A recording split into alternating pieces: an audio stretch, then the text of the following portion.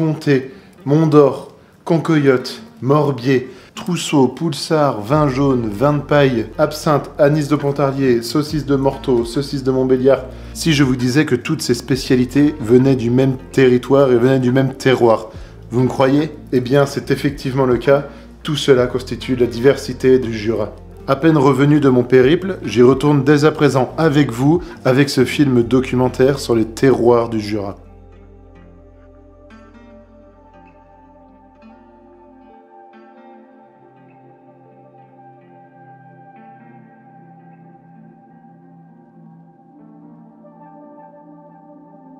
Le terroir, c'est vraiment le pilier numéro 1. Et cette délimitation géographique, elle est d'abord géologique.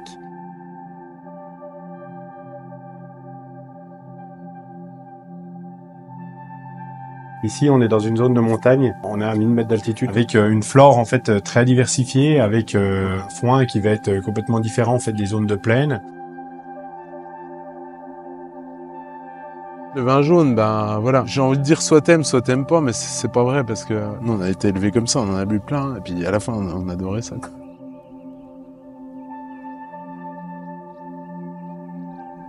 Le cochon qu'on va produire ici dans le Jura, il n'aura pas le même goût qu'un cochon normand ou qu'un cochon breton.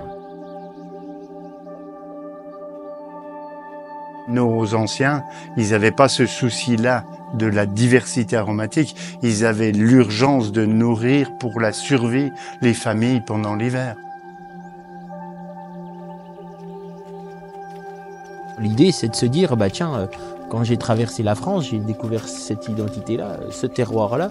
Le patrimoine de savoir-faire culturel qu'on a en France, il nous permet ça aussi, quoi. Tu prends une gauloise blanche de Bresse, tu l'emmènes en Provence, en Bretagne ou dans les Landes, tu n'auras jamais un poulet de Bresse parce que tu n'auras jamais ce terroir. C'est aussi quelque chose dont on a hérité, qui peut nous permettre, à mon avis, d'affronter pas mal de choses à l'avenir, quoi. Il y a une énorme différence entre les comtés du haut du département et du bas du département. Ah, vous imaginez que si on fait du fromage avec de l'herbe de Normandie ou du sud-ouest, ça sera jamais le même goût, quoi. Ce sera pas du tout le même terroir.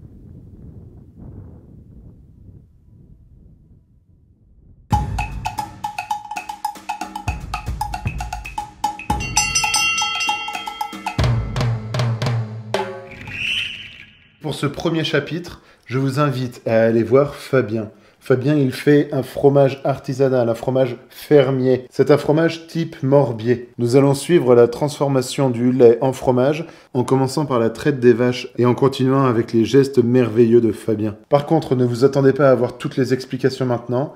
On commence en douceur avec des gestes contemplatifs. Ensuite, je vous réserve une petite surprise. Mais avant toute chose, je voulais vous dire qu'une chose m'a beaucoup touché à travers mon périple dans le Jura, c'est qu'il s'agit d'une région fromagère avec pour dénominateur commun une race de vache qui est la Montbéliarde. Suivez-moi chez Anthony, jeune éleveur passionné de cette race. Eh ben, Anthony Sage, installé avec mon frère. On élève 80 vaches laitières en bio et comté. On a intégré une nouvelle coopérative depuis qu'on est en bio, donc à 3 km de chez nous. Maintenant, je suis le président. Traite, toi. Et puis voilà. Donc une ferme familiale donc historique depuis plusieurs générations.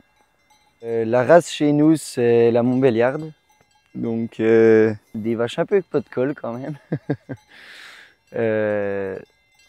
Donc c'est une race originaire de Suisse. C'était le croisement de deux races. Et après, elle a été importée en France pour ses très bonnes capacités pour le pâturage, des bonnes laitières, relativement solides. Et du coup, c'est très adapté à chez nous, parce que chez nous, on n'a pas de système ensilage. Les vaches, aujourd'hui, elles ont été sélectionnées pour faire 30 litres de lait. Et un veau à la naissance, il consomme 4 litres, 5 litres. Donc le problème, c'est que la vache, elle aurait des grosses infections. Ouais. Donc on les sépare. Et si on les sépare pas et puis qu'on traite le surplus, l'autre souci aussi, c'est que la vache, elle va retenir son lait. Parce que la machine à traire, c'est quand même pas la bouche du veau, elle se rend bien compte. Et du coup, elle ne veut pas donner le lait à la salle de traite. Et du coup, elle fait des grosses infections. On avait commencé à mettre des brosses qui sont juste là. Donc les brosses là, elles ont 6 mois. On voit qu'elles sont pas mal sales. Donc c'est que les veaux les utilisent beaucoup. Et après, j'ai mis des jeux comme ça, donc un simple bidon, quelques cailloux au fond. Et puis c'est vrai que par moment, ils jouent un peu avec. Ouais. Quand on est en montagne, mécaniser un champ qui est en pente comme ça, on ne peut pas. Le plus simple, c'est d'envoyer la vache tout seul. Et du coup, on a gardé ce terroir-là chez nous. Et on se rend compte que c'est... Enfin, déjà, on laisse faire la nature. Et encore en plus, c'est le coût de production qui est le moins cher.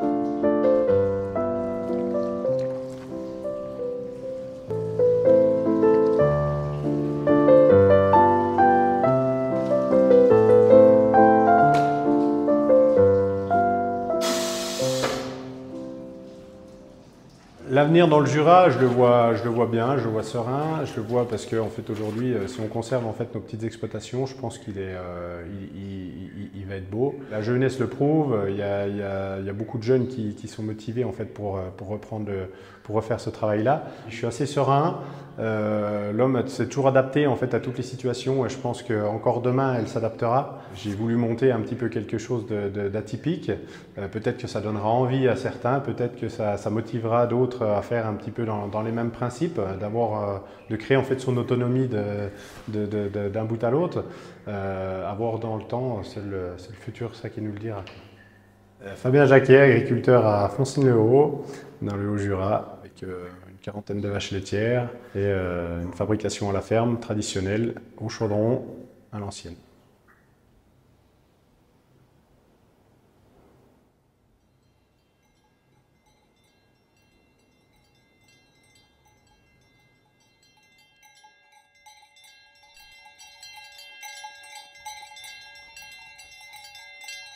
Dans la nature, dans les prés, enfin dans les alpages au-dessus, tout ça, ce que je trouve de magique dans tout ça, c'est quand tu arrives dans un alpage, chaque alpage, ils ont tous des cloches. Et ils ont tous des cloches différentes. Et quand tu arrives et que tu entends les cloches, tu as l'impression que la nature est vivante. Alors que les troupeaux qui n'ont pas de cloche du tout, ben on dit c'est mort quoi, qu'est-ce que c'est, je veux dire, s'il n'y a pas les cloches, il manque quelque chose, c'est vide. C'est complètement vide. Moi, à mon goût, un troupeau sans cloche n'est pas un troupeau, quoi. Il y a le côté outil, parce que ça reste à la base quand même un outil en fait pour nous, pour savoir où sont les animaux. J'aime bien aussi un petit peu le côté musical. D'habitude, c'est moi qui mets les cloches au printemps aux vaches. Je choisis à quelle vache je mets quelle cloche. J'adore faire un petit peu ce lien, je dirais, en fait, entre la vache et la cloche, quoi. J'aime bien que ça fasse un petit peu corps en fait entre les deux, quoi. Moi je le vois le soir, j'ai les vaches qui sont juste devant ma fenêtre. S'il y a une anomalie, si tu as des sangliers qui passent dans le troupeau, qu'elles sont apeurées, tout de suite on y entend, on dit ah là il y a un problème. Parce que les cloches n'ont plus la même résonance, c'est beaucoup plus rapide, c'est effarouché, c'est quelque chose de terrible. Et contrairement, on entend la nuit les moments où elles mangent, les moments où elles ruminent, elles se reposent. Et moi je peux dire, la nuit, à 2 h du matin, elles se sont couchées. À 3 h, elles remangeaient jusqu'à 4 h 30. Et à 5 h, elles se relèvent de nouveau, quoi. Et c'est vrai que la cloche nous permet d'entendre le comportement des vaches. Elle indique tout. Par rapport à son bruit selon comme il est, on sait si tout va bien ou s'il y a un problème, quoi.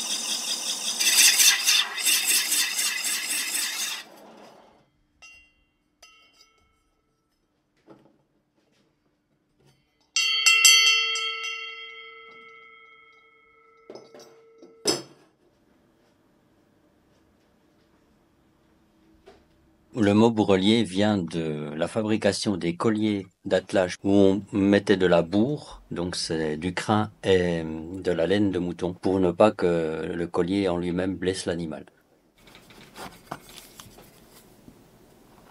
Donc l'abacar, il sert à arrondir le bord du cuir pour pas blesser l'animal.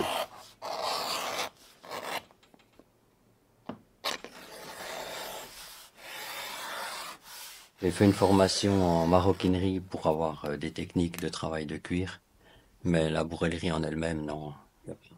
Ça vous intéresse de transmettre le métier Surtout que j'arrive en fin de carrière, donc oui, ça serait peut-être le moment. Oui.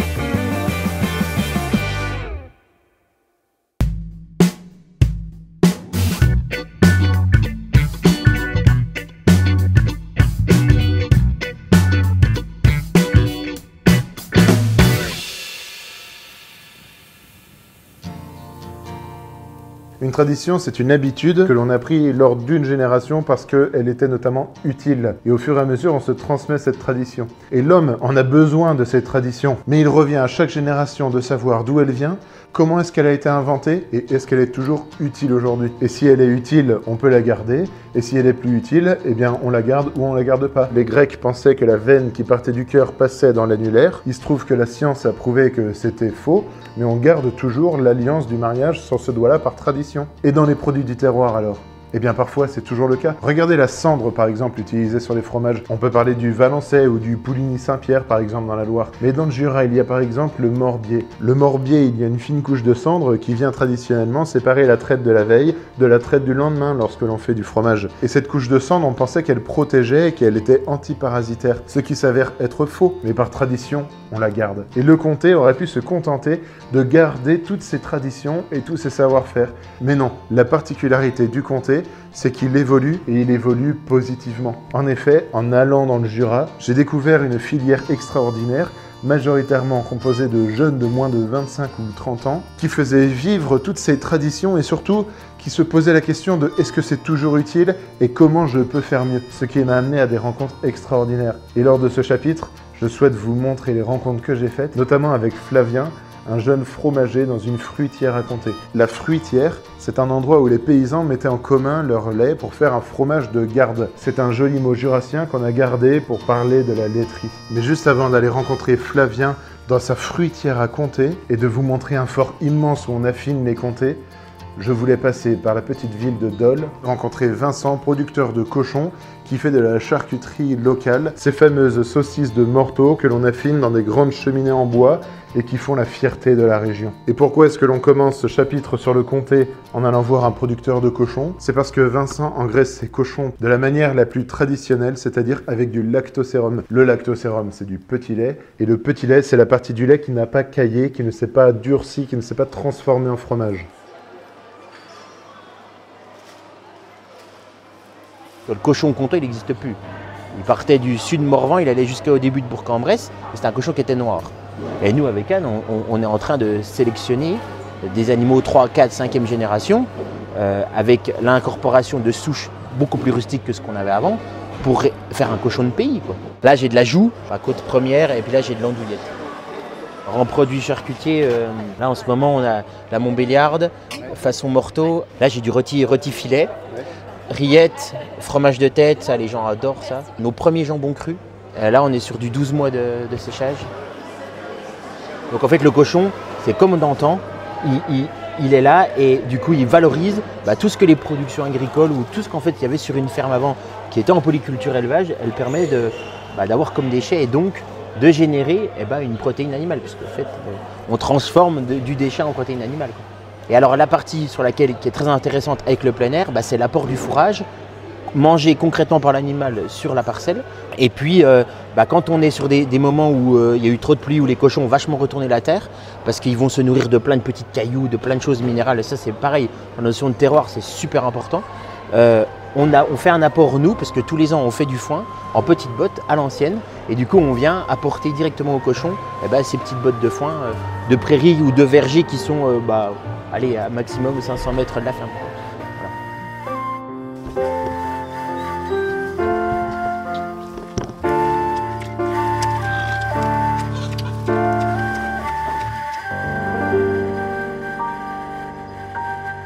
On a 10 hectares ici et l'idée donc en fait c'est de faire ce qu'on appelle en bovin un pâturage tournant. Donc en fait que les cochons ils aient toujours accès à du fourrage présent sur la parcelle ou alors après avec un apport que nous on fait en petites bottes de foin. Donc essentiellement c'est de l'orge ou du blé qui sont maltés avec du houblon. Et donc nous on récupère ça et donc ça on y distribue aux cochons. Et le cochon adore ça parce que c'est à la fois au niveau du goût et puis en rajoutant un peu de petit lait, ça nous permet de contrôler en fait le non pourrissement de la denrée et puis le côté appétant, quoi. Et je reviens un peu à cette notion de terroir. En fait, nous ici, voilà, on a ces pâturages, il y a la Montbéliarde, il y a le comté qui est là, pareil, depuis un moment. Et finalement, le fait d'utiliser ce petit lait, on sait que c'est quelque chose qui date d'il y a longtemps. Ça permet de relocaliser aussi l'alimentation des gens. C'est-à-dire que, on peut se dire peut-être qu'en Franche-Comté, on est autonome en comté, voilà. Alors on mange pas que du comté dans le Jura, mais dans le fond, est-ce que ça permet pas de relocaliser aussi l'alimentation des gens localement, quoi. Et ça, moi je suis hyper attaché à ça. Ici sur des terres où on est capable, on a une diversité de terres qui nous permet à la fois de faire de la céréale et de faire pâturer des animaux. Et tiens, avec l'éco-produit de ça, de la céréale et du fromage, qu'est-ce qu'on peut faire? On est capable d'élever des cochons. Donc allez, bim.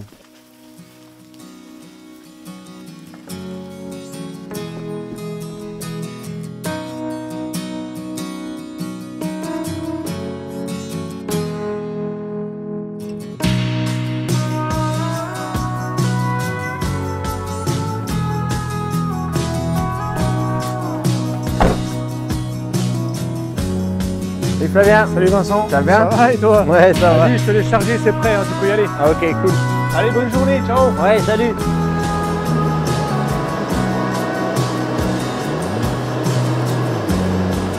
Je m'appelle Flavien Korn, donc ça fait 4 ans que je bosse ici.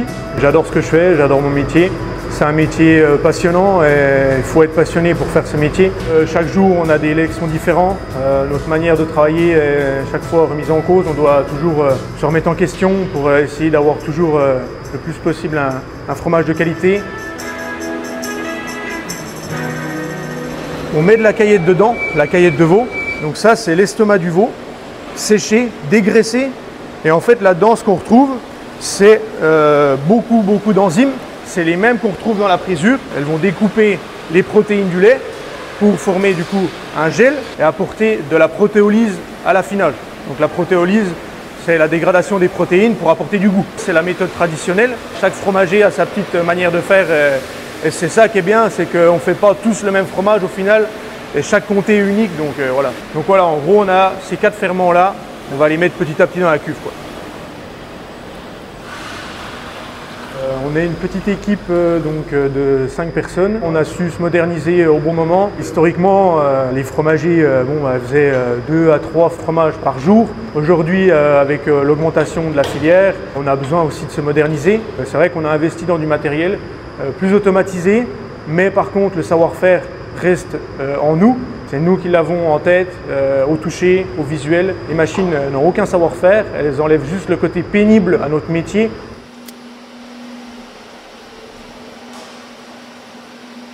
En fait, on est les premiers acteurs à intervenir sur le lait après les producteurs, bien entendu. Donc là, on reçoit vraiment un produit brut, un produit 100% terroir. Donc le soutirage est parti. Le mélange caillé-sérum va être pompé par une vanne au fond de la cuve. Ça va passer sous nos pieds et ça va remonter par le gros tuyau là-bas en inox. Et ça va être réparti dans 11 réhausses. Et donc là, on peut voir le sérum qui s'extrait. Donc on est vraiment en train de séparer le caillé du sérum pour n'avoir plus que le caillé dans les moules. Voilà.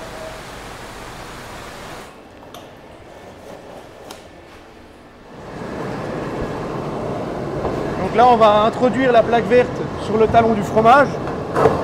C'est la carte d'identité du fromage. Sans plaque verte, c'est pas un comté. Donc c'est très important de ne pas l'oublier. On vient la mettre donc sur le talon du fromage. Et elle va rester jusqu'à la fin de vie du comté. C'est aussi la traçabilité du fromage.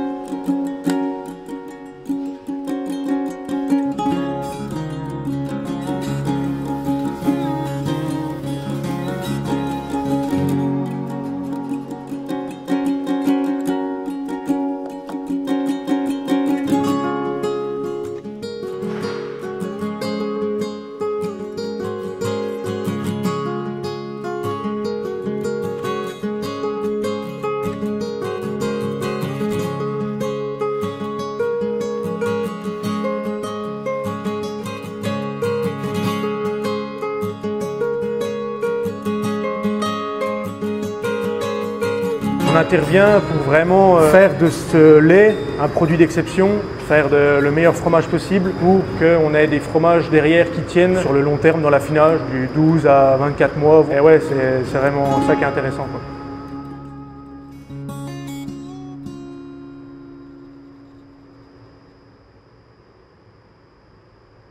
Ici, une fois qu'ils sont démoulés, on va les garder une dizaine de jours dans la cave. On va déjà faire les premiers soins, les retourner, les frotter, les saler. Au bout de 10 à 15 jours, ils vont partir au Fort Saint-Antoine pour une durée indéterminée, on va dire, jusqu'à temps qu'ils ont leur bon goût pour être commercialisés. Donc là, c'est un fort où sont affinés des meules de comté, c'est ça? Oui, c'est exactement ça, c'est le Fort Saint-Antoine. En fait, le fort avant, c'était un fort militaire. Et c'est Marcel Petit qui a eu l'idée de se dire, avec l'hygrométrie, tout ce qui est présent dedans, de se dire, tiens, on pourrait peut-être affiner des meules à l'intérieur du fort. Trop Donc, bien. il a remplacé les soldats par des comtés. Bon, j'ai hâte de voir ça alors. On vous reçoit aujourd'hui dans un site emblématique qui n'a pas été construit comme une cave d'affinage, mais qui a été reconverti en cave depuis 1966. Après-guerre, on a commencé à affiner les fromages de notre région, les fromages de grande forme, qui s'appelaient au départ Vachelin, puis Gruyère, façon comté, puis maintenant comté, de 2-3 000 meules la première année. Aujourd'hui, on a une capacité d'affinage à un stock en ce moment de 100 000 meules à l'intérieur du fort. Fromage, étymologiquement, ça vient de formage, c'est-à-dire que du liquide, on sait, par ce savoir-faire, le mettre en forme en le chauffant. Et en cuisant le caillé, on durcissait le caillé pour pouvoir le mettre en moule. Et on a fabriqué un fromage qu'on pouvait garder au moins 1 an d'une saison sur l'autre. On ne peut pas dire que tous les comtés qui arrivent dans nos caves ont un potentiel de vieillissement prolongé. En fonction de notre méthode d'élevage, on va décider si on les commercialise tôt ou si on veut les garder longtemps. Nous, l'objectif, c'est de faire des fromages qui soient à leur maturité à partir d'1 an. Ça a été construit en pierre de taille parce qu'il fallait supporter les... J'anticipe la question de combien de temps au maximum on peut garder un comté. On s'en fout. Et c'est pas les 24 mois qui font la qualité du comté. Il y a c'est comme des fruits. Il y a des fruits qui sont à cueillir à tel moment à l'automne. Et il y en a très peu que vous pouvez garder longtemps. Quand ils sont à cueillir au 1er septembre, entre le 1er et 15 septembre, des fois un peu plus tôt, quand il a fait très chaud, eh ben, il faut cueillir. Eh ben, les fromages, c'est exactement pareil. Et il y a très peu de fromages finalement qui ont cette capacité à vieillir aussi longtemps. Ces meules, elles ne sont pas statiques comme ça, on les abandonne pas. on pratique des soins sur chacune des meules, des soins de retournement et de frottage. Les fromages, à l'origine, ils étaient retournés comme ça et un bon saleur, dans une journée, arrivait à retourner ces 1000 meules de fromage pour les saler et les frotter. Avec l'augmentation du nombre de fromages, on a privilégié la conservation du lourd poids de nos fromages. On a aussi utilisé des machines de soins automatiques pour faire ce travail salissant rébarbatif de retournement et de soins.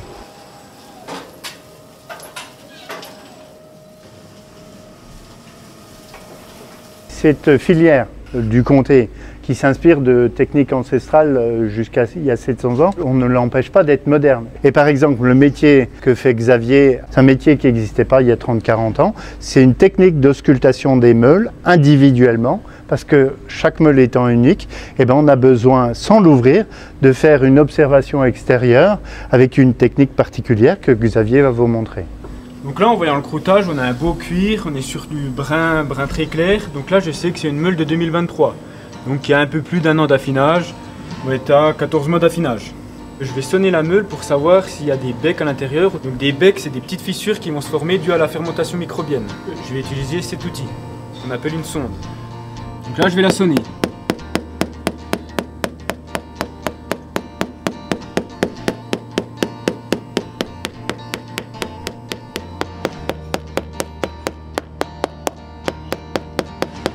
Donc là, je sais que j'aurai un bec.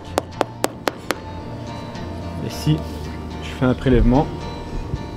Je retrouve bien mon petit bec, ma petite fissure à l'intérieur de la pâte. Maintenant, je vais reboucher la sonde que j'ai fait. Donc je remets ma sonde et j'ai gardé un petit bout de pâte entre mes doigts que je vais remettre par-dessus. Si je ne remettrais pas ce petit bout de pâte, j'aurais l'air et l'humidité qui rentreraient dans ma meule et donc une moisissure qui se formerait. Et là, je vais la signer. Donc ça, c'est un code spécifique aux 4 heures goûteurs du Fort Saint-Antoine. C'est pour nous passer les informations. C'est pour savoir ce qui se passe à l'intérieur de cette meule. Moi, je viens de sonner cette meule, je viens de goûter cette meule, je sais ce qui se passe à l'intérieur. Et là, je vais passer les informations à mes collègues qui auront juste à lire ce code et ils sauront ce qui se passe aussi à l'intérieur.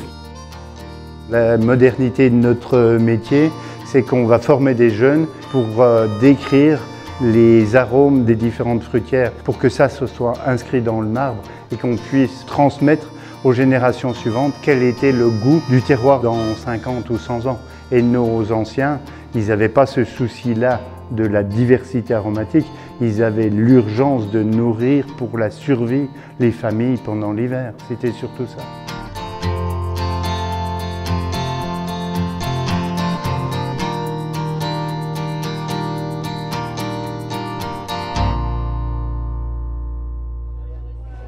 Au Jura. Allez. Santé. Santé. Santé. Chaque mois, quand on va classer les meules, quand on goûte tout ça, en fait, il nous pousse à la qualité.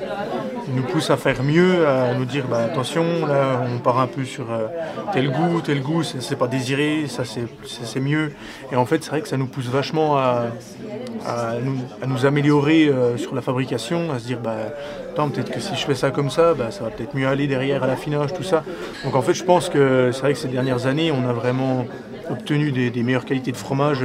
Faut remercier plutôt les aïeux qu'on fait pour garder justement cette force de coopération. Au fur et à mesure des années, grâce à un cahier des charges qui s'est durci dans le temps, avec des normes de plus en plus dures aussi, on a su protéger vraiment un savoir-faire, un savoir-être aussi au final, parce que c'est vrai que dans la filière, tout le monde est soudé, tout le monde s'entend et ça fonctionne grâce à ça, on va dire. Les goujonnettes de truite, Oh là là là là. la tête de veau, la blanquette, et la saucisse de morteau et saumon d'or.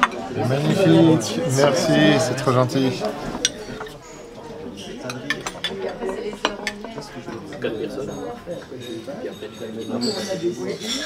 Pour le doux, on va être entre 8 à 10 mois. Sur le fruité, on va être sur 12 à 14 mois. Et après, là, à partir du réserve, on va être sur du 18, voire un peu plus. Quand on n'y connaît pas, on se dit ah ben, je vais prendre minimum du 12 mois, 24 ce serait excellent, puis au-dessus, plus je vais prendre au-dessus, plus ce sera bon.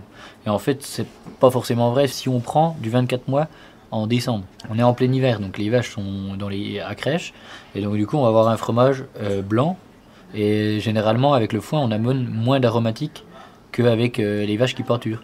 Donc en décembre, il faut plus partir sur un 16, voire même un jeune, qui va peut-être des fois amener plus d'arômes qu'un plus vieux. Des fois, un 12 mois va être plus puissant en arôme qu'un 18. Quand tu veux goûter vraiment un fromage, donc, tu testes la souplesse de la pâte. Donc tu vois là, on a une belle cambrure avant qu'il vienne à casser. Et là, dès que c'est cassé, tu rapproches pour sentir et puis avoir tous les arômes. Donc là, tu vas déjà sentir des arômes et là, tu vas tout de suite réussir à voir si tu es sur un comté qui va être plutôt doux, fruité, si ça te prend vraiment. Et puis après, tu passes à la dégustation. Ce que tu peux faire, tu l'écrases un petit peu entre tes doigts pour réchauffer un peu la pâte en fait. Ce qui est bien avec le comté, justement, c'est que le client, le consommateur, accepte qu'il y a une différence d'une fruitière à l'autre, d'une année à l'autre, d'une saison à l'autre. Donc là, en fait, suivant ce qu'on va vouloir, on a un panel exceptionnel de choix. Et là, du coup, si on fait le même test, la pâte, du coup, est tout de suite un peu moins souple. C'est vrai que ces vins blancs du Jura typés noix se marient vraiment bien avec nos comtés. Et si on passe sur même des vieux, avec ces vins blancs, c'est vrai que ça se marie bien. Et voilà, un savagnin, ça va très bien. Un vin jaune, ça irait tout aussi bien. Avec un petit vin de paille, des fois avec un fruité aussi. On a l'impression que c'est pas nous qui avons décidé, quoi, mais le terroir fait qu'on se dit, bon, on a un vin qui vient d'ici, on a un fromage aussi, les deux vont très bien ensemble. Si on se prend une petite absinthe à l'apéro, ça va pas nous déranger de nous couper un petit bout de comté avec, une petite tranche de saucisson, des charcutiers du coin aussi, qu'on en a pas mal. Trop bien.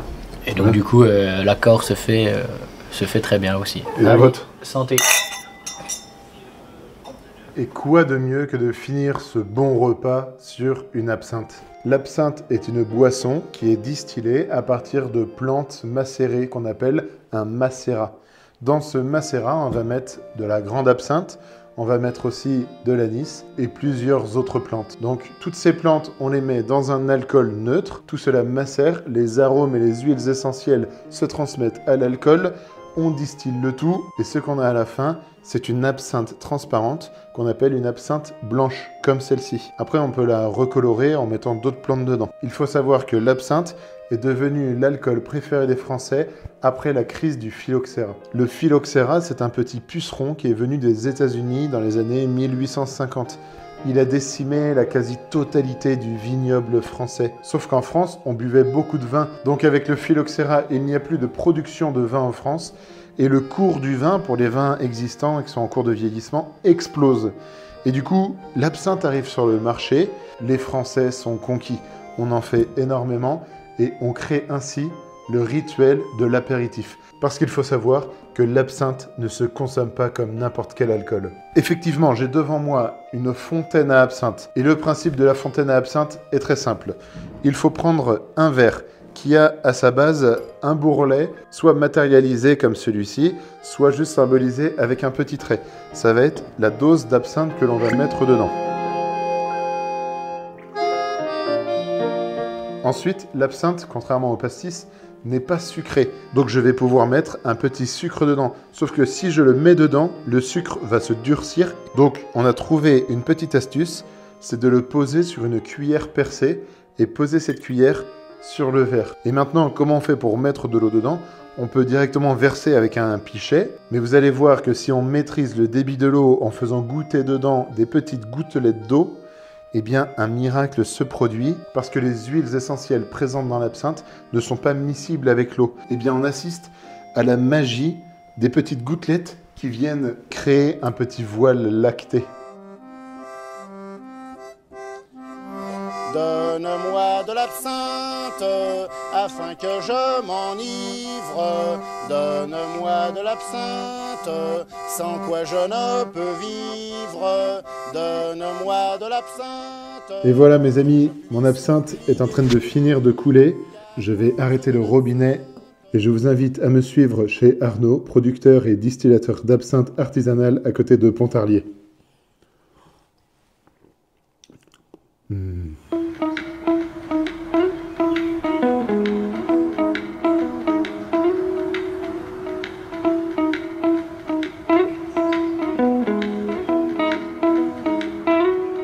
Bienvenue à la distillerie Bourgeois, du coup, tout près de Pontarlier, donc berceau de l'absinthe. On fait tout à deux, du coup, avec Anne-Sophie, ma femme. Notre slogan, c'est un peu de la plante à la bouteille, quoi, paysan distillateur. Donc. Alors, on a 6 absinthes différentes, on a des alcools à base de foin, et puis on a le pastis du Jura. Le pastis du Jura, notamment, lui, il est distillé par rapport au pastis lambda qui va lui être juste macéré, quoi. Qu'est-ce que c'est? Ça, là. Donc, ça, c'est l'absinthe. Ah, ça c'est l'absinthe. Ça c'est l'absinthe. Les gens étaient devenus addicts à ce produit-là. Ils en buvaient du matin jusqu'au soir. Là, on n'explique pas tout le temps le succès d'un produit en fait, mais là, à l'époque, il se faisait beaucoup d'absinthe. Il se faisait vraiment des alcools aussi à base d'alcool frelaté, dans lesquels ils n'enlevaient pas forcément le méthanol. Méthanol, ce qui est toxique, hein, qui rend aveugle, même mortel. Mais il y avait d'autres absinthes qui étaient justement supérieurs, mais il y avait ces alcools à bas prix et qui ont pris le dessus par rapport au vin, quoi, tout simplement. L'absinthe, on la récolte en bouton, pré-bouton, parce que si on la récolte à peine trop tard en floraison, on va avoir le taux de tuyonne. Ça nous amènera après sur l'interdiction de l'absinthe et tout ça, qui va être un petit peu plus haut, quoi, parce que c'est l'apogée de la plante. Et du coup, après, on va la laisser sur 4-5 pieds, monter en fleurs, en bouton, en graines, et du coup on va la laisser vivre, qu'on va laisser ressemer. Et on vient à l'automne, quand elle a fait sa saison, et ben on retrouve ça. En fait, c'est tous les plants qu'on a laissés sursemer l'année d'avant. Au lieu de reprendre des barquettes et puis de tout ressemer, maintenant on la laisse comme ça, et puis c'est vraiment pour se faciliter la vie, quoi. Et ça marche super bien, quoi. Ça, c'est la mélisse qu'on vient de raser, en fait. La mélisse, elle est un peu comme la menthe, quoi. Donc là, on vient de la raser, ça c'est la culture de cette année toute propre. Et puis là, on voit les petits rejets. Vu qu'il a fait 15 jours de beau, là, elle se dit tiens. Et puis là, ça va lui faire tout drôle dans quelques temps. Ça, c'est l'hysope. C'est une plante aussi super importante. Ça, c'est du thym citron. Ouais. C'est une variété de thym qui a un petit arôme de citron. Ici, on est en moyenne montagne, donc les aléas climatiques vont donner justement des arômes à certaines plantes. Il y a une plante qui s'appelle justement la flouvodorante.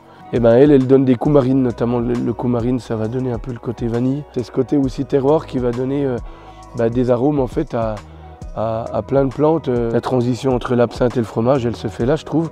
C'est que il y a ce côté terroir qui va donner le bon goût au foin et au fromage et à nos plantes aromatiques, quoi. Le lien est fait, quoi. On y va? Ouais. Voir l'alambic? Super. Allez, on y va. Là, on distille une absinthe verte. Alors, quand je dis absinthe verte, elle ne va pas sortir verte, hein. La chlorophylle ne peut pas passer dans le col de cygne, hein, les tuyaux là. Donc, ça sortira toujours translucide. Donc, on laisse vieillir déjà en cuve comme ça. Et après, on va remacérer des plantes pour extraire la chlorophylle. Souvent, de la mélisse, elle donne vraiment ce côté vert. L'ortie est très sympa au niveau coloration. Au niveau arôme, un petit peu moins. Mais voilà, on peut utiliser la menthe, mais là, il faut vraiment faire gaffe quand même. Donc le vin, lui, c'est l'époque où il y avait le phylloxéra sur les vignes. Donc après, le vin est devenu un produit de luxe et les vignerons n'arrivaient plus à le vendre, quoi. Ils sont montés au créneau avec la lutte anti-alcoolique. Rigolo quand même. Il fallait qu'eux trouvent un moyen d'interdire l'absinthe sans interdire l'alcool, quoi, parce que sinon ça allait pas. Donc ils ont trouvé cette molécule qui s'appelle la thuyone, qui est une composante de l'huile essentielle de l'absinthe, du thuya, de pas mal de choses, et qui est toxique. Mais qui est toxique, aujourd'hui on sait qu'elle est toxique à haute dose, quoi. On aura des problèmes avec l'alcool bien avant d'avoir des problèmes avec la thuyone, aujourd'hui on le sait, quoi. En 2005, on a eu le droit de mettre spiritueux à base de plantes d'absinthe sur la bouteille. Et 2011, on a eu le droit de mettre absinthe, point, quoi. À l'époque, ils ont montré du doigt cette molécule-là. Il faut dire aussi qu'il y avait des problèmes quand même d'alcoolisme. Il y a eu des incidents, enfin tout ce qui était là. C'est pour ça qu'ils se sont alliés avec la lutte anti-alcoolique aussi, pour dire bon ça va pas. C'est vrai que ça allait pas. Qu'on essaye de se battre pour dire non, c'est l'alcool qui rend fou, mais ça on le sait. Et voilà, boire avec modération, enfin voilà. Je pense que c'est la clé du truc. Et essayer de faire reconnaître l'absinthe aujourd'hui en essayant d'enlever le fait que les gens sont restés là-dessus, c'est quand même très compliqué, quoi.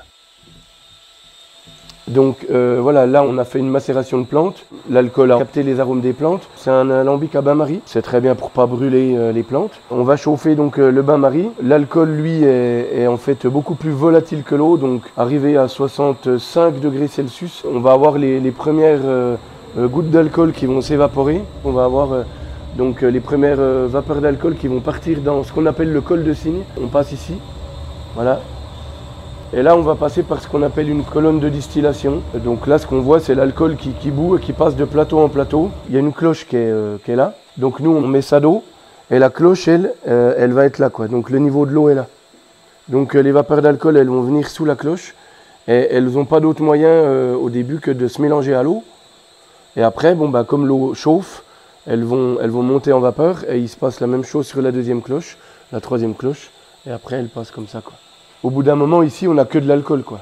On a plus d'eau, quoi. L'eau, enfin, elle est partie...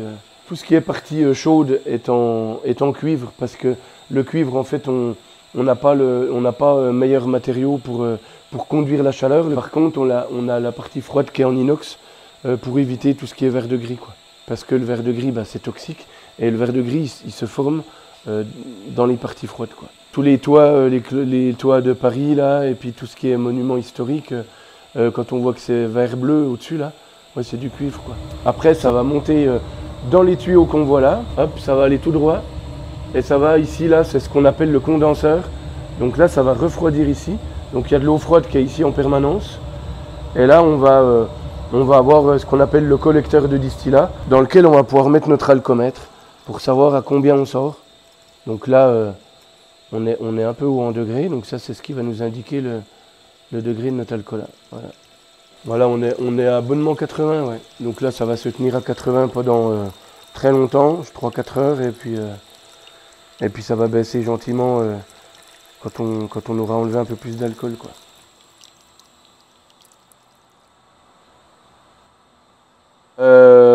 Absinthe ? Absinthe. Allez, tiens, tu veux la goûter comme ça déjà ? Ouais. Ouais. L'absinthe est une plante très amère. Il fallait contrer l'amertume de l'absinthe. Donc ils mettaient du sucre. Mais quand ils mettaient l'alcool dans le verre et le sucre dans l'alcool, en fait, le sucre n'est pas miscible dans l'alcool. Il est miscible dans l'eau. Ils faisaient en sorte que voilà, le sucre allait mélanger, mouiller le sucre et se mélanger directement dans l'absinthe. Voilà, c'est le comté de la fruitière où je bosse. Et puis donc là, je vous ai choisi un petit comté de 15 mois d'affinage. Il y a des belles combinaisons. Absinthe chocolat, c'est vraiment très bien. Mais absinthe comté, moi, c'est bien. Hein. Il n'est pas trop vieux, il est vraiment fruité, quoi. Bon, bien. Allez, à votre santé les Gaulois.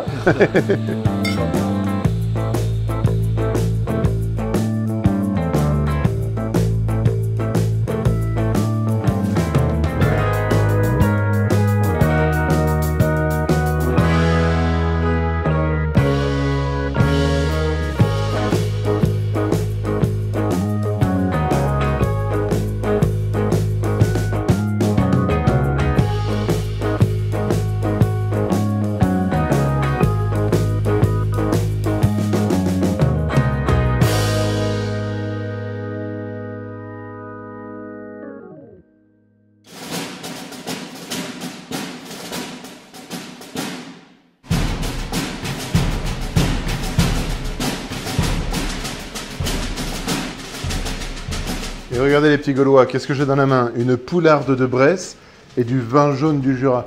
Vous me voyez venir? Évidemment, je vais faire la recette poularde au vin jaune. C'est une recette vraiment endémique du terroir jurassien. Il s'agit d'une recette qui a été démocratisée par des grands chefs cuisiniers. Mais vous allez voir qu'il n'y a pas besoin d'avoir un très bon niveau de cuisine pour la faire. Puisque si vous sourcez bien vos produits, que vous prenez une magnifique poularde de Bresse et que vous prenez un beau vin jaune, eh bien, le succès de votre recette est quasi assuré. Bon, et alors, une poularde de Bresse, qu'est-ce que c'est exactement? C'est un poulet qui est élevé dans la région de la Bresse. Et dans la Bresse, il y a une petite partie du Jura qu'on appelle la Bresse jurassienne. Cette poularde, elle est vraiment légendaire et je sais qu'elle nous réserve pour la recette une texture savoureuse. Quant au vin, il faut savoir que le vin jaune, c'est un peu une particularité jurassienne qui est connue dans le monde entier. Dans le vignoble du Jura, on fait du rouge et du blanc. Mais ce vignoble est particulièrement connu pour ses vins blancs d'une puissance sans égale. Et pour bien comprendre, il faut savoir qu'il y a particulièrement deux grands cépages dans le Jura. Il y a le chardonnay connu de tous et il y a un cépage local qui s'appelle le savagnin. La particularité avec le savagnin, c'est que dans le Jura, une fois que la vendange est faite, eh bien on transforme le raisin en vin et là on va les mettre dans des fûts en bois. Et dans ces fûts, il va y avoir une évaporation, ce qu'on appelle la part des anges. Et dans le reste des vignobles en France, on vient remettre du vin pour rééquilibrer ce qu'on appelle houiller, d'accord? C'est pour éviter l'oxydation. Mais dans le Jura, il y a une petite particularité, c'est que quand on laisse vieillir ces savagniens, eh bien il se forme une couche de levure qu'on va appeler un voile à la surface du vin, ce qui va le protéger de l'oxydation. On va pas appeler ça du vin oxydé, mais on va appeler ça du vin oxydatif ou élevé sous voile. Et c'est notre fameux vin jaune à condition de le laisser 6 ans et 3 mois minimum pour avoir l'appellation vin jaune. Donc c'est un vin qui est rare et qui est vraiment extraordinaire, d'une puissance aromatique sans pareil. Mais je pense les petits Gaulois que le mieux c'est de laisser les producteurs vous parler de ces produits directement sur le terrain, et moi en attendant, je vais juste réhydrater mes morilles parce que j'en aurai besoin pour ma recette juste après.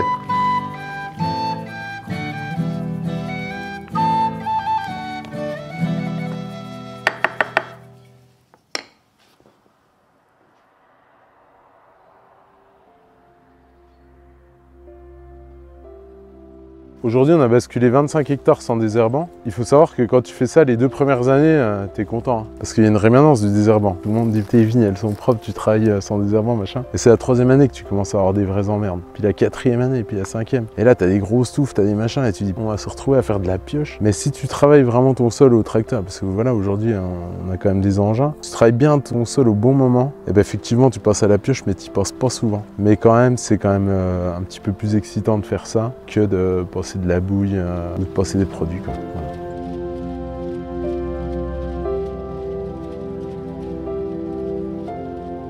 Donc là, on goûte un crément en chardonnay 100%. Dans le Jura, on a à peu près un quart de crément, un quart de vin rouge, un quart de vin blanc dit floraux, qu'on va dire soit floral, soit houillé, soit non oxydatif. Et puis après, le dernier quart, ça va rassembler un petit peu tout ce qui est oxydatif, dont le fameux vin jaune, les produits un peu particuliers avec le Macvin, le vin de paille et puis les eaux de vie.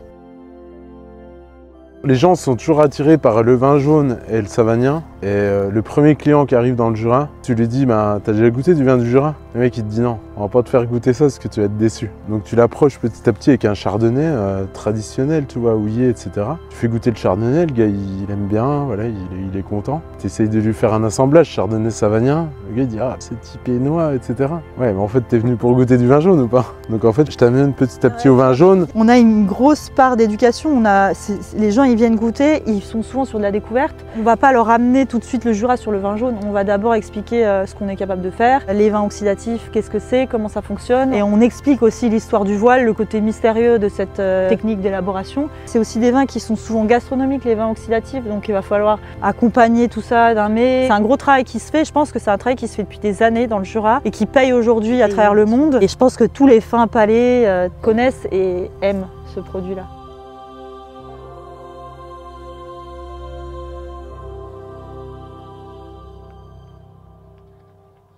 Tous les savagniens qu'on va récolter vont être élevés sous voile. Quand on observe un fût comme ça, on observe en général 3 choses. La première, c'est l'odeur, mais on ne le fera pas sur celui-là parce que c'est un peu compliqué d'accéder. Deuxième, c'est l'effet de la part des anges. On voit le niveau du vin qui a diminué avec le temps, donc l'évaporation du vin à travers le bois. Et en fait, quand le vin est en contact avec l'oxygène ici, il y a un voile de levure qui se développe. Et ce voile, en fait, il protège le vin des déviances, parce qu'un vin en contact avec l'oxygène, naturellement, il va soit madériser, soit partir au vinaigre, soit être oxydé, ce qui n'est pas oxydatif. C'est pas la même chose, il y a une nuance chez nous dans le Jura. Et ça permet aussi la synthèse de ces fameuses molécules qu'on retrouve, qui sont vraiment typiques des vins de voile. Tous ces fûts-là, ils vont vieillir sous voile, et en fait, on va les suivre tous les 6 mois, donc 2 fois par an, et voir en fait comment ils évoluent, et ensuite savoir si on peut en faire un vin jaune ou pas. Donc tous ces fûts-là, il n'y en aura qu'un très très faible pourcentage qui finiront par faire le vin jaune. Ce sera vraiment les derniers qu'on aura emmenés jusqu'au bout de cet élevage de 8 ans chez nous, 6 ans 3 mois dans le cahier des charges, qui nous permettront de faire les meilleurs vins jaunes possibles. Bien souvent, les gens ils viennent et ils arrivent et disent « Ah oui, je connais bien le savagnin, c'est un goût de noix ». Non, non, le savagnin, ça n'a pas un goût de noix. C'est vraiment l'élevage oxydatif qui donne ce style, ce profil au vin. C'est pas le goût du cépage. Le savagnin, c'est un cépage qui a une note plutôt aromatique, des fois même un peu agrume, avec des notes un peu de feuilles de thé. Et en fait, c'est l'élevage oxydatif qui donne ce goût particulier, quoi. Il y a une grosse part de mystère dans l'élevage oxydatif des savagniens dans le Jura. Il y a des choses qui sont toujours un petit peu surprenantes. On peut avoir par exemple un vin qui est issu d'une cuve qu'on va mettre dans 10 barriques différentes et on va goûter ces 10 pièces qui à l'origine proviennent de la même parcelle, qui ont été vinifiées de la même façon. Ces vins-là, au bout de 1 an, 2 ans, 3 ans, 5 ans, 6 ans, 7 ans, ils seront tous uniques. Chacun a son caractère particulier, même si à l'origine, ils viennent de la même cuve. Et ça vient de cet élevage oxydatif, de son fût qui a eu son histoire, qui a une épaisseur différente de celui-ci, qui est plus vieux, qui est peut-être situé en bas du support que l'autre, dans une cave plus ou moins fraîche, dans un coin plus ou moins ventilé. Et ça, c'est génial. C'est génial.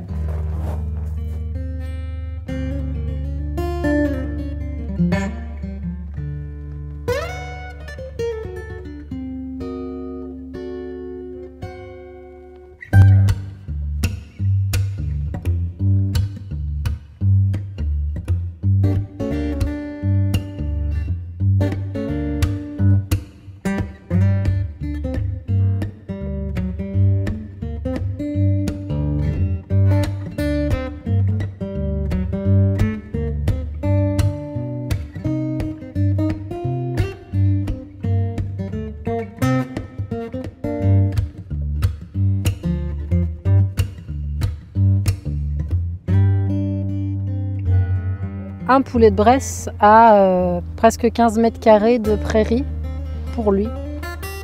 Donc ils ont de la place et ils aiment particulièrement se mettre sous les arbres parce que ça les protège et puis il y a aussi une biodiversité assez sympa à manger.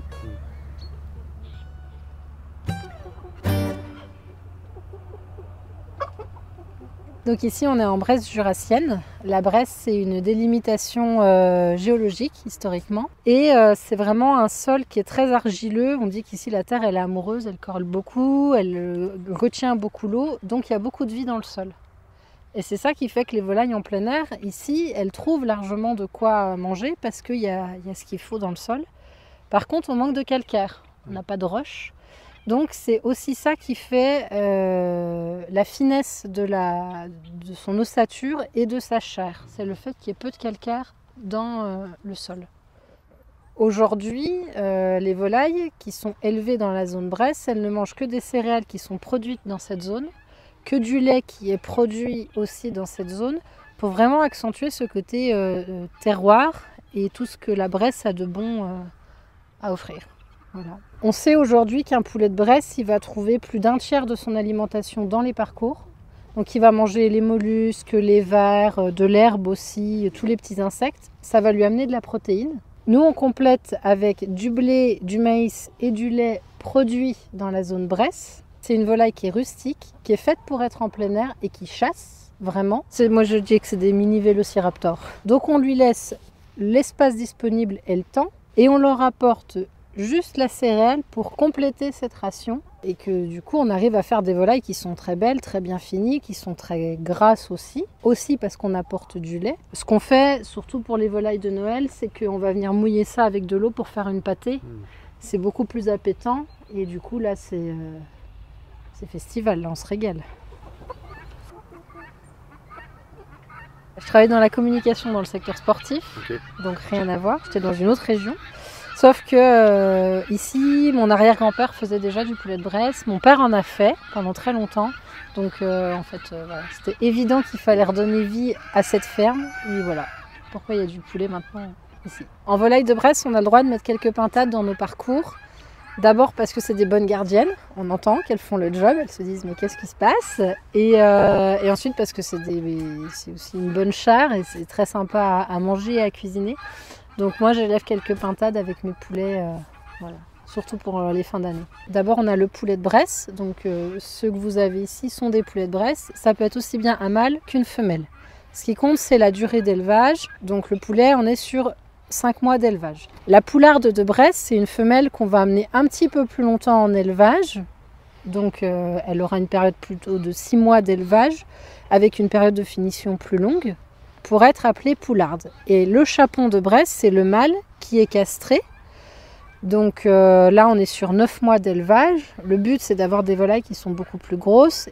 Et le chapon, c'est vraiment pour les fêtes de fin d'année. Vous ne pouvez pas acheter du chapon au mois d'août, quoi. Donc elles ont les pattes bleues, un beau plumage blanc et une belle crête rouge. Et donc voilà, c'est aussi l'emblème de la France, hein, le coq. Et là, en version tricolore, c'est bien.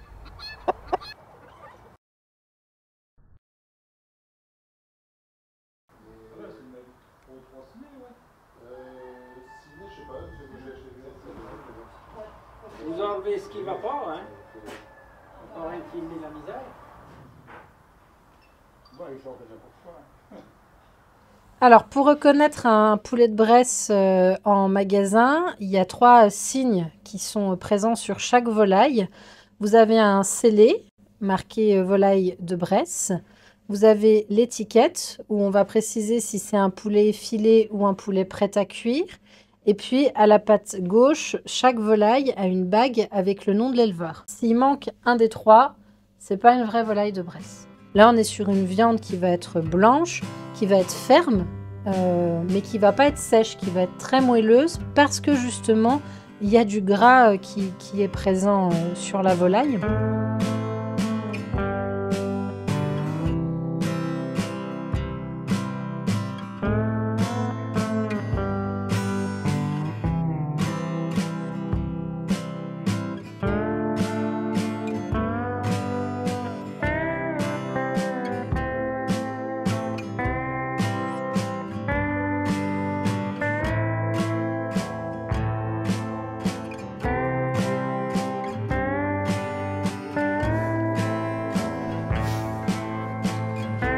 Alors les petits Gaulois, nos morilles se sont réhydratées. Pourquoi j'ai mis du lait et non de l'eau pour réhydrater mes morilles? Parce que c'est une recette à base de crème. Donc on va pouvoir intégrer les morilles dans la recette avec le lait qui s'est imprégné de toute l'aromatique puissante de la morille. Donc pour cette recette, les 2 ingrédients de base sont votre poularde de Bresse et votre vin jaune du Jura. Ensuite, vous avez de la crème et des morilles que l'on réhydratera dans du lait. Ensuite, on mettra quelques échalotes et de l'ail fumé. En guise d'accompagnement, je vais prendre quelques pommes de terre que je vais éplucher et que je vais laisser cuire dans mon chaudron. Et en parlant de chaudron, je le mets directement à chauffer.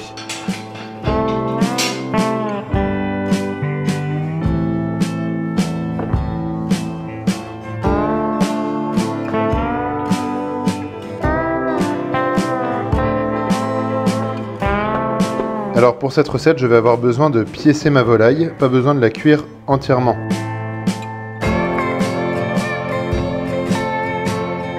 Là j'ai ma poularde qui a une forme déjà qu'on connaît un petit peu plus. Donc je vais lui enlever chacune des cuisses et chacune des ailes.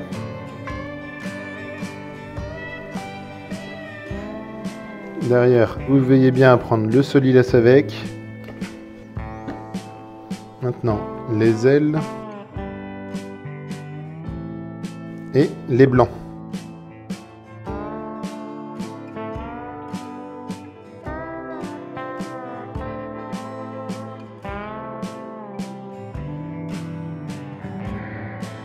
Regardez-moi le gras à l'intérieur de cette poularde. J'ai envie d'en prélever un petit peu. Regardez, on va le faire fondre dans le chaudron pour pouvoir faire saisir le reste de la poularde. Vous avez vu la couleur de ce gras ?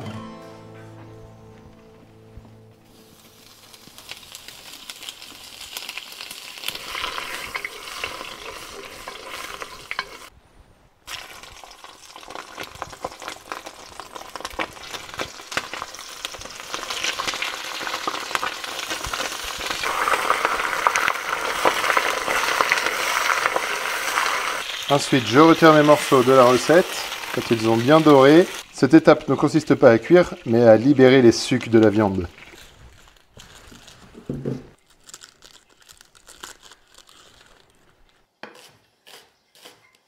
Ensuite, je vais prendre une gousse d'ail entière d'ail fumé.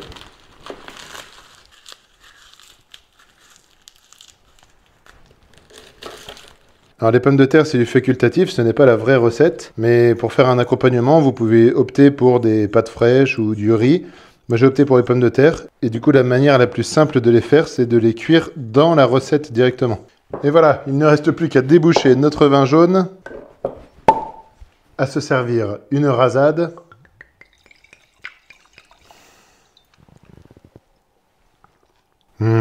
Et à intégrer le reste des ingrédients dans le chaudron dans l'ordre. À commencer par les échalotes,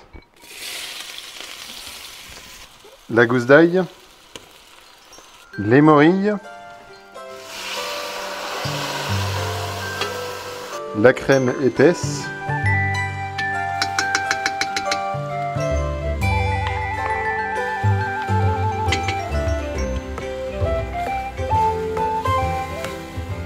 le vin jaune,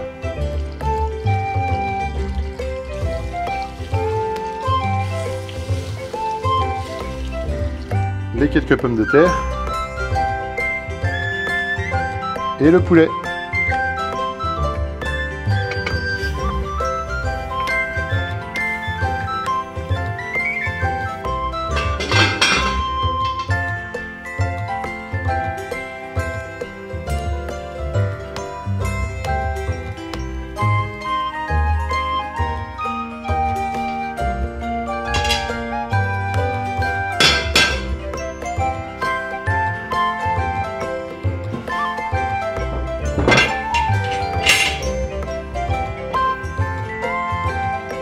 Oh là là là, ça m'a l'air vraiment excellent ça. Alors.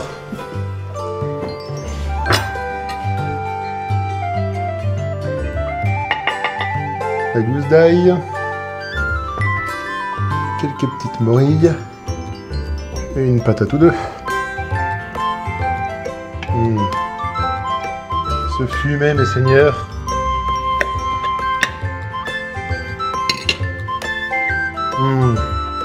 Qu'est-ce que c'est bon.